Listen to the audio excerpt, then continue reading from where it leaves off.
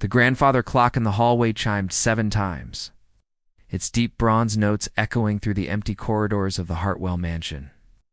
Benjamin Hartwell stood at the kitchen window, watching the morning sun cast long shadows across the manicured lawn. Everything looked perfect from the outside. The house, the grounds, even his reflection in the window showed a man who seemed to have it all together. But inside, everything felt broken. 6 months had passed since the accident. 6 months. Since Eleanor's funeral. 6 months since his 6-year-old son Oliver had spoken more than a few words at a time. The house that once rang with laughter now felt like a museum of memories. Beautiful but lifeless. Benjamin poured coffee into 2 cups, a habit he couldn't break. The second cup would sit untouched until evening, when he'd pour it down the drain and wash it carefully, ready for tomorrow's ritual. Called upstairs, "Oliver, breakfast is ready." No response came, but Benjamin heard the soft footsteps on the carpeted stairs. Oliver appeared in the doorway wearing his school uniform. Navy blazer perfectly pressed, shoes polished to a shine. Everything about him looked proper except his eyes, which held the weight of a loss too heavy for such small shoulders. "Morning, son," Benjamin said, setting a plate of scrambled eggs and toast before the boy. Oliver nodded once and began eating mechanically, each bite measured and silent. Benjamin sat across from him, scrolling through emails on his phone, the familiar distance between them growing wider each day. The ride to Riverside Elementary was quiet except for the low hum of classical music from the car stereo. Benjamin glanced in the rearview mirror at Oliver, who sat staring out the window as the city passed by. How had they become strangers living in the same house? At the school gates, Mrs. Patterson, Oliver's teacher, approached the car with concern etched across her kind face. She was a woman in her 50s with graying hair and gentle eyes that had seen hundreds of children through their struggles. "Hartwell, could I have a word?" she asked as Oliver walked silently toward the school building. Benjamin rolled down the window. "Is there a problem?" Oliver hasn't spoken in class for 2 weeks now. He completes his work, follows directions, but he won't participate in discussions or play with the other children. I think he might benefit from talking to someone. Benjamin's chest tightened. He'd been so focused on maintaining routines, on keeping his business running, on making sure Oliver was fed and clothed and safe, that he'd missed how deep his son's silence had grown. "I'll look into it," he said quietly. "There's something else," Mrs. Patterson continued. "Yesterday during recess, I saw him sitting alone by the fence, just watching the other children play. When I asked if he wanted to join them, he said something that worried me." "What did he say?" "He said, 'Nothing feels fun anymore.' Mr. Hartwell, that's not something a 6-year-old should feel." The words hit Benjamin like a physical blow. After Mrs. Patterson walked away, he sat in his car for several minutes, watching his son disappear into the brick building. When had Oliver's childhood slipped away? When had joy become a stranger to both of them? Sterling Financial offices occupied 3 floors of a glass tower downtown. Benjamin's corner office offered a panoramic view of the city, but today, he barely noticed it. He threw himself into work, as he had every day since Eleanor's death, reviewing portfolios, analyzing market trends, taking calls from clients who trusted him with their fortunes. But Mrs. Patterson's words echoed in his mind, "Nothing feels fun anymore." His assistant James knocked and entered with a stack of documents. "The Morrison account needs your signature, and you have the board meeting at 3. Benjamin signed the papers without really reading them. "James, do you have children?" The younger man looked surprised by the personal question. "2 daughters, sir, ages 5 and 8. What makes them laugh?" James paused, clearly puzzled. "Well, silly jokes mostly. My youngest thinks anything involving animals talking is hilarious. My older daughter loves when I do funny voices while reading to her." "Why do you ask?" "Just curious," Benjamin said, but the question haunted him through the rest of the day. When was the last time he'd heard Oliver laugh? Really laugh. It's not just the polite chuckle he sometimes offered when Benjamin attempted a joke. The afternoon dragged on through meetings and phone calls. Benjamin found himself distracted, thinking about laughter and childhood and all the things that should make a 6-year-old boy happy. By 5 o'clock, he'd made a decision. Instead of working late as usual, Benjamin left the office and drove to Riverside Park. It was a place Eleanor had loved, where they'd brought Oliver as a toddler to feed the ducks and play on the swings. He'd avoided it since her death. But today, something drew him there. The park was busy with families enjoying the warm afternoon. Children ran between the playground equipment, while parents watched from benches, chatting and laughing. Benjamin sat on a bench near the pond. Observing the scene with a mixture of longing and pain, that's when he saw her. A small girl with tangled brown hair and clothes that had seen better days was sitting alone on the grass, carefully arranging small stones and patterns. She couldn't have been more than 7, but there was something about her posture, her intense concentration, that made her seem older. Her jacket was too big and had a tear in the sleeve. Ow. Her shoes were worn thin at the toes. Benjamin watched as other children ran past her, engaged in their games, but none stopped to include her. She seemed unbothered by this, completely absorbed in her stone arrangements. When she finished, she sat back and smiled at her creation with such genuine satisfaction that Benjamin felt something stir in his chest. A woman pushing a stroller approached the girl. "Honey, where are your parents?" The girl looked up with bright eyes. "I'm fine, thank you. I'm just playing." "But sweetie, you shouldn't be here alone. Where do you live?" The girl's expression grew guarded. "I have places to stay. I'm okay, really." The woman looked around helplessly, clearly wanting to help but unsure how. Eventually, she walked away, glancing back several times with obvious concern. Benjamin continued watching as the afternoon grew cooler. The girl had moved to a different spot and was now using fallen leaves to build what looked like a miniature house.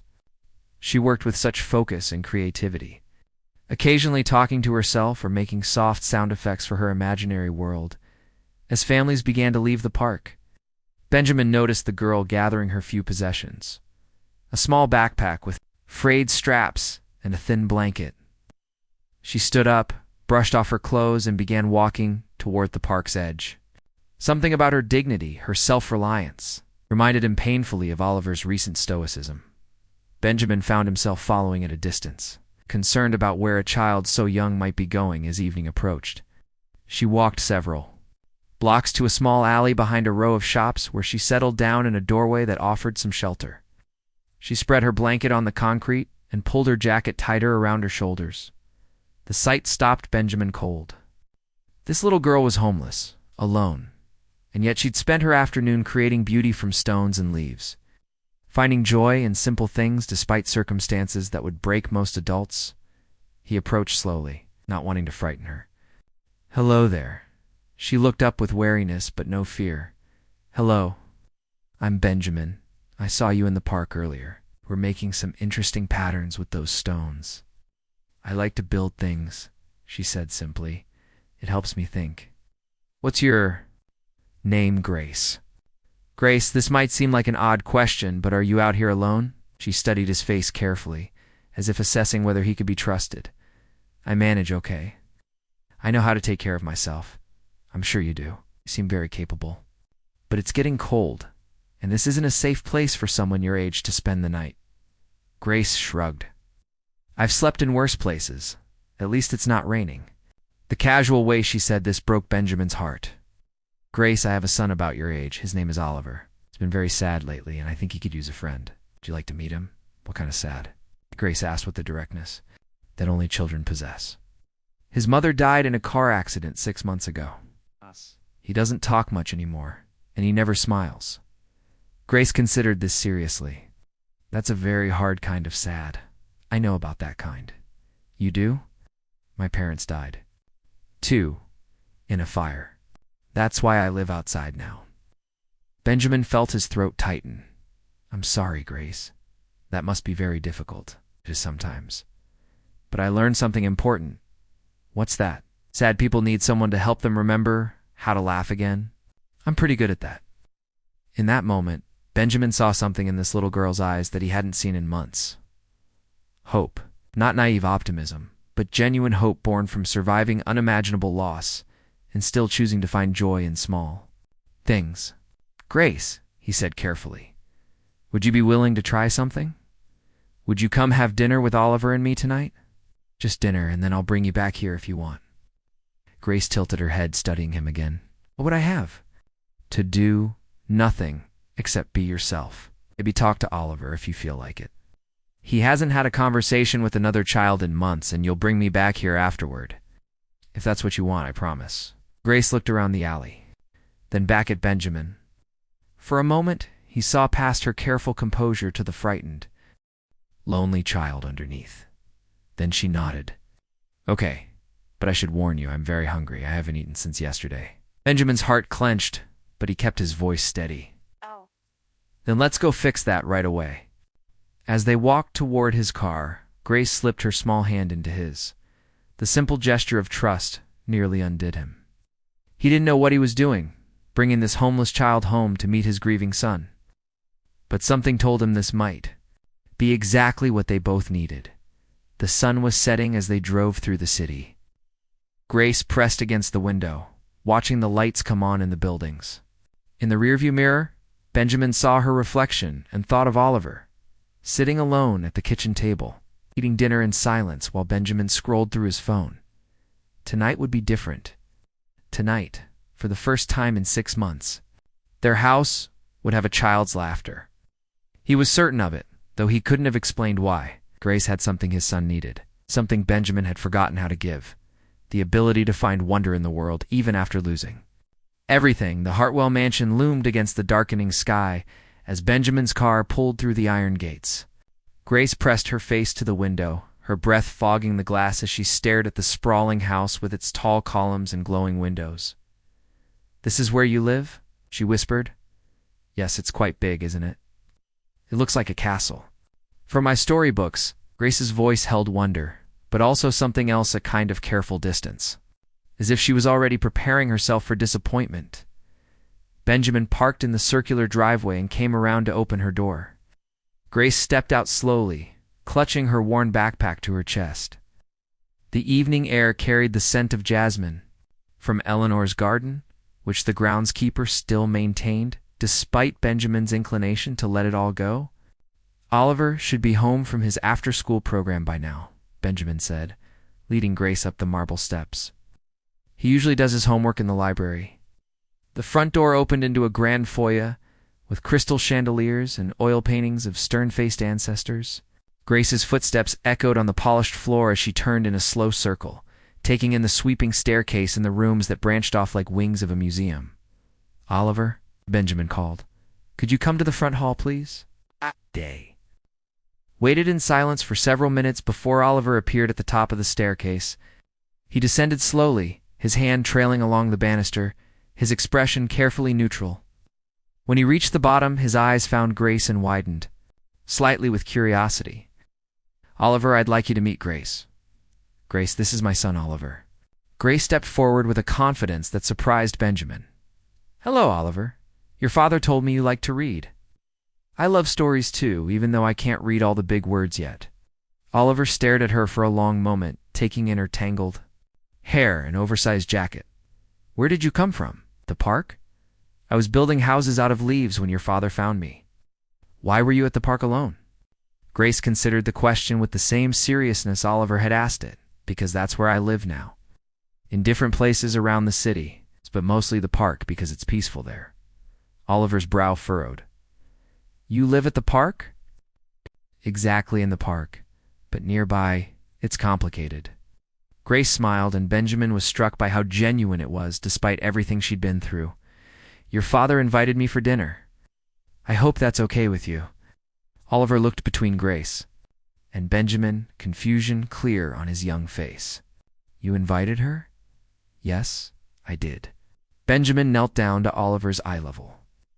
Grace seemed like she could use a good meal and some company. I thought maybe you two might enjoy talking. I don't really talk much anymore, Oliver said quietly. Okay, Grace replied. I talk enough for both of us. But first, I think I should tell you something important. Grace's expression grew serious. I know about losing parents. Mine died in a fire when I was 5, so I understand about the kind of sadness that makes everything feel gray and empty. Oliver's eyes widened. Your parents are dead too. It's the worst thing that can happen to a kid. But I learned something while I was living on my own. What did you learn?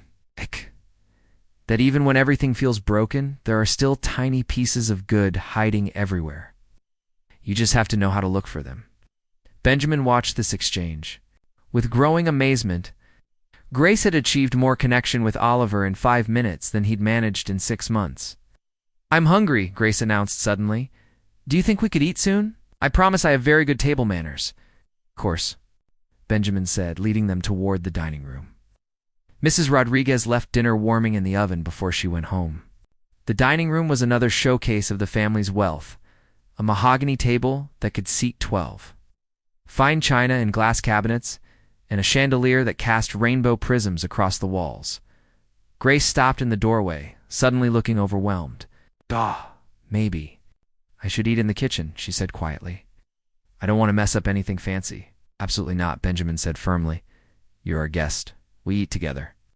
As they settled at one end of the large table, Benjamin realized how ridiculous it was that he and Oliver usually ate in this formal space, barely speaking across the expanse of polished wood.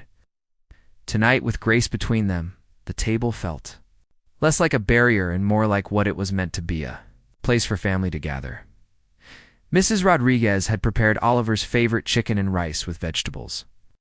Benjamin served Grace a generous portion, watching as her eyes widened at the amount of food on her plate. "This is too much," she protested.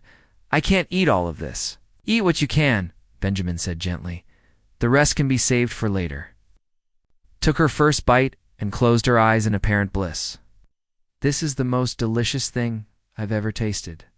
Oliver was picking at his food, but Benjamin noticed he was watching Grace with fascination. "Where do you usually eat?" Oliver asked.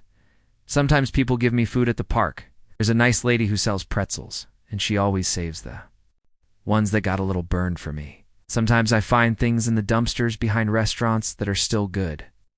Oliver's fork stopped halfway to his mouth.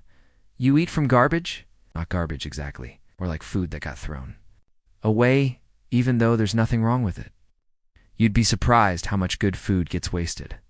Benjamin felt sick thinking about this little girl scavenging for meals while he and Oliver sat in their mansion, often leaving half their dinner uneaten. "That must be scary," Oliver said quietly, "being alone at night." "Sometimes," Grace admitted, "but I learned how to make myself feel safer." "How?" "I tell myself stories. I pretend I'm a princess on a great adventure, and sleeping outside is just part of my quest. Or I imagine I'm a scientist studying the stars, and I need to sleep under the sky to do my research properly."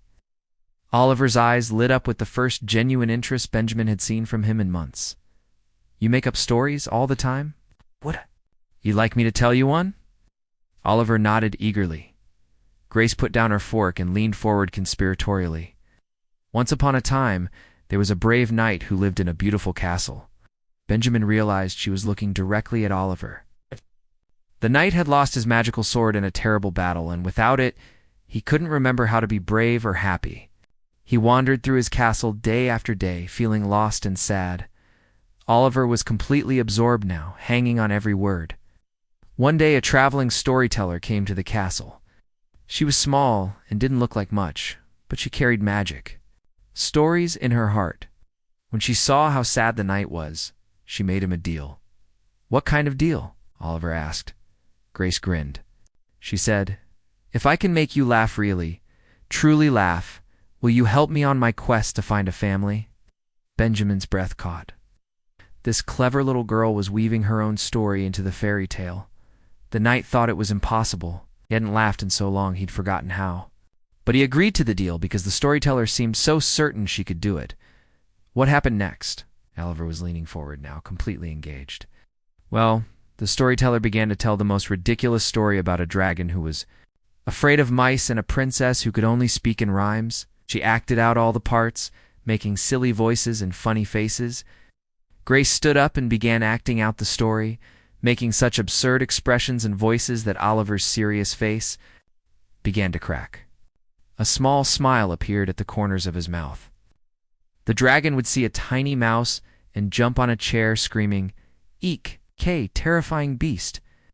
Grace squeaked in a high voice while pretending to cower on her chair. Oliver let out a small giggle, and the princess would say, "I'm looking for my shoe. It must be in the loo." Grace continued, making such a silly face that Oliver began to laugh harder. The sound of his son's laughter hit Benjamin like lightning. It was the most beautiful sound he'd heard since Eleanor's death, pure, joyful, uninhibited. Oliver was doubled over now, laughing so hard he could barely breathe. The dragon tried to be fierce, but every time he saw a mouse, he'd faint. Grace acted out the fainting dragon, falling dramatically across her chair. Oliver was in tears from laughing, and even Benjamin found himself chuckling despite the emotional weight of the moment. When Grace finished her performance and took a bow, Oliver applauded enthusiastically. That was the funniest story ever. So I win the deal? Grace asked with a grin. What deal? Oliver asked, still giggling. I made you laugh, so now you have to help me find a family. Oliver's laughter faded as he processed what she'd said. He looked at his father, then back at Grace. You really don't have anyone, not right now. But I'm hopeful. Good families are out there. You just have to know where to look. The dining room fell quiet, except for the soft ticking of the grandfather clock in the hallway. Benjamin watched his son's face cycle through emotions: empathy, confusion, and something that might have been determination. Daddy, Oliver said, suddenly using a word he hadn't spoken in months. Grace made me laugh. Yes, she did, and she's all alone. Yes. Oliver looked directly at his father with more intensity than he'd shown since the funeral. We have extra rooms, and Mrs. Rodriguez always makes too much food. Benjamin's heart began to race. Oliver, Grace needs a family, and we need someone to help us remember how to laugh. It's like her story about the knight and the storyteller. Grace was watching this exchange with wide eyes, hope and fear warring in her expression. It's more complicated than that, son, Benjamin said gently. There are legal processes, background checks, agencies that handle these situations. But she's right here, Oliver insisted, with a logic that was both childlike and irrefutable. She's hungry and cold and alone.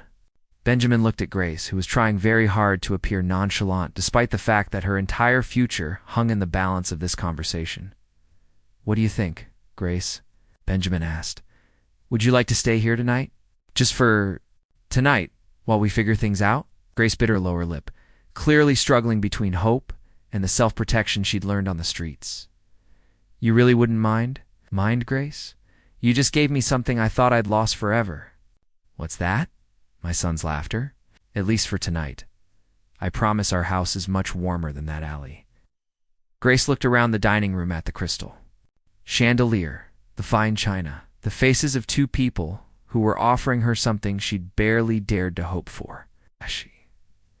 She whispered, just for tonight.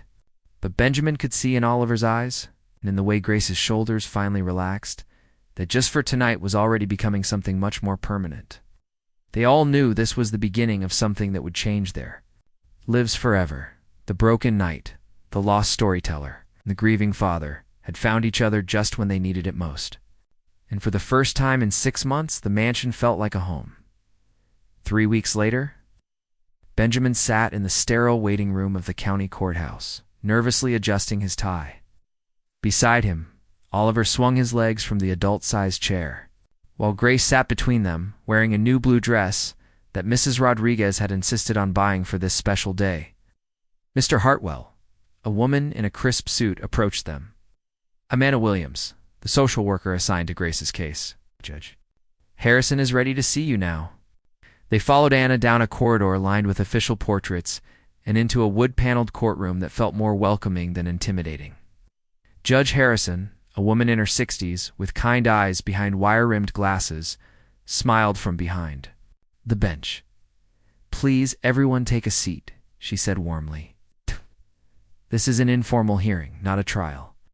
We're here to discuss what's best for Grace. The past 3 weeks had been a whirlwind of paperwork, interviews, and background checks. Benjamin had called in favors, hired lawyers, and navigated bureaucracy with the same determination he usually reserved for business deals. But unlike his professional life, this battle was personal. Dr. Rebecca Foster, the child psychologist, who had been evaluating all 3 of them, sat at a table with a thick file, She'd spent hours with Grace, Oliver, and Benjamin, both separately and together. Documenting their interactions and progress, Dr. Foster, Judge Harrison began, "What are your findings regarding this proposed adoption?" Dr. Foster stood and opened her file. "Your Honor, in 20 years of practice, I've rarely seen such a remarkable transformation in such a short time. When I first met Oliver Hartwell, he was exhibiting signs of severe depression. He barely spoke, showed no interest in activities, and had withdrawn almost completely from social interaction." Benjamin felt his chest tighten, remembering those dark months. "However," Dr. Foster continued, "since Grace has been living with the Hartwells, Oliver has shown dramatic improvement. He's speaking regularly, engaging in play, and even initiated a friendship with a classmate at school." "And what about Grace?" the judge asked. "Grace is a remarkable child who has shown extraordinary resilience. Despite experiencing trauma and homelessness, she has maintained her emotional intelligence and capacity for joy. The stability of living with the Hartwells has allowed her natural personality to flourish." Anna Williams spoke next. "Your Honor, I've conducted extensive interviews with teachers, neighbors, and family friends. Mr. Hartwell has demonstrated genuine commitment to both children's well-being.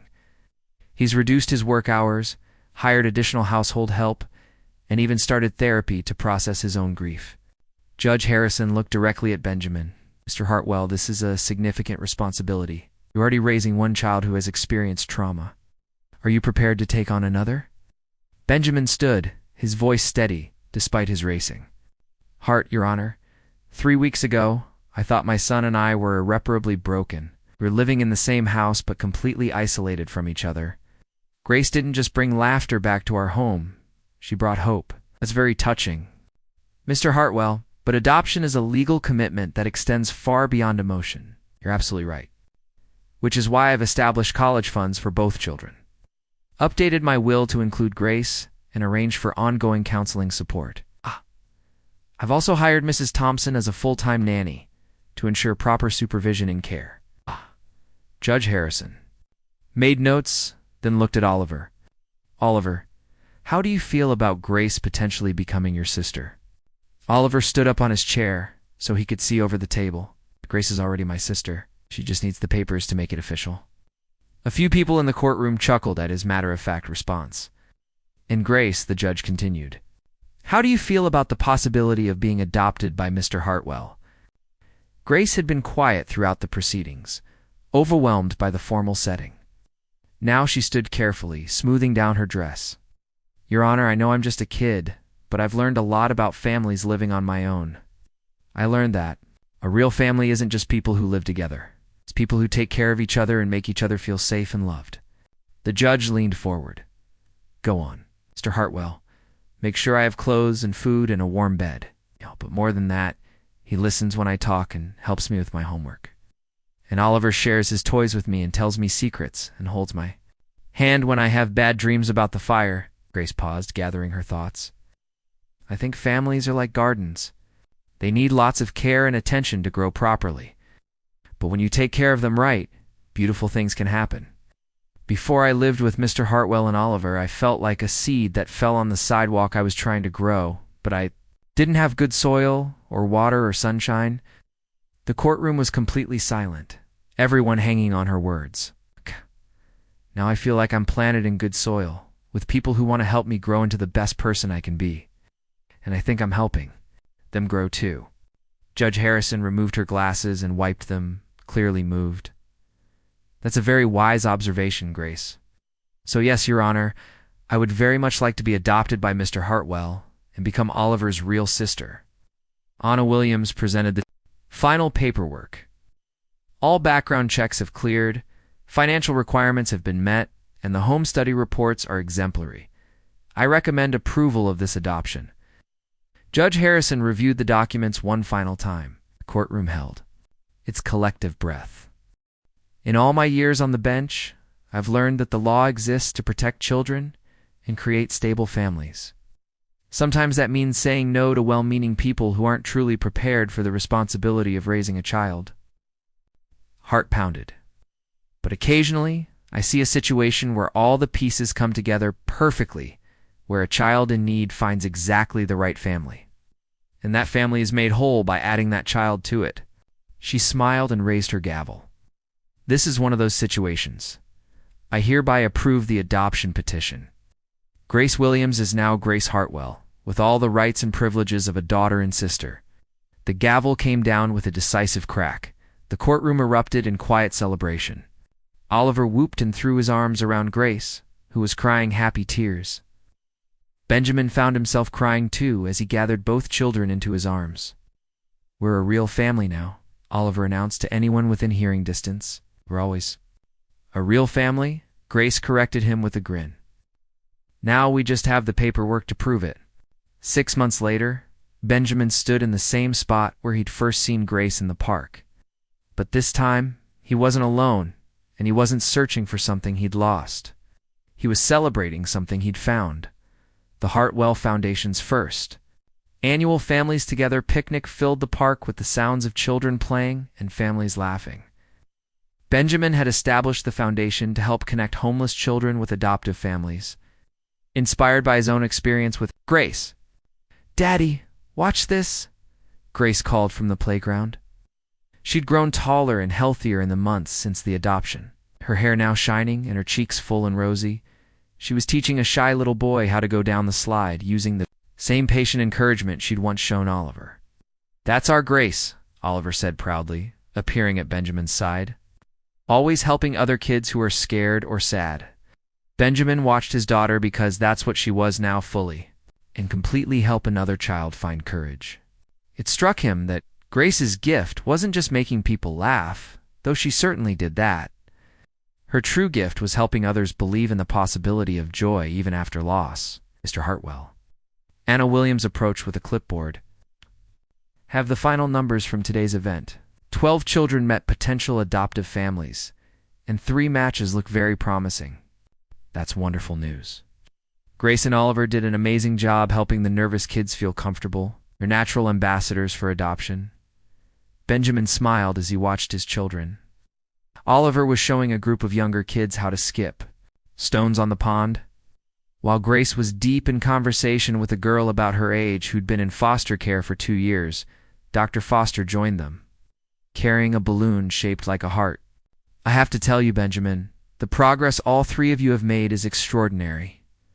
A year ago, Oliver barely spoke. Now he's planning to run for class president. And Grace? Grace is thriving. Her grades are excellent. She's made friends. Easily, and most importantly, she feels secure and loved. That foundation of safety allows children to reach their full potential. As evening approached and families began to pack up their picnic blankets, Benjamin gathered his children for the drive home. Grace carried a small bag of stones she'd collected, already planning her next artistic creation. Oliver had grass stains on his knees and chocolate on his face from the volunteer work he'd done at the ice cream booth. "Did you have fun today?" Benjamin asked as they walked to the car. "The best day ever," Grace declared. "Did you see how many kids found families to meet?" "I did. You should be proud of the role you played in that. We all did it together," Oliver added, "like a real family." As they drove home through the city streets, Benjamin reflected on the journey that had brought them to this moment. A year ago, he'd been a broken man, raising a silent child in a house full of shadows. He'd thought his story was ending. Instead, it had been a new beginning. Grace fell asleep in the back seat, her head on Oliver's shoulder. Oliver was drowsily humming a song Grace had taught him about finding treasure where you least expect it. The Hartwell mansion came into view, its windows glowing warmly in the dusk. But now Benjamin saw it differently. It wasn't a museum of memories or a showcase of wealth. It was a home where laughter echoed through the halls, where children's artwork covered the refrigerator, where bedtime stories were told every night.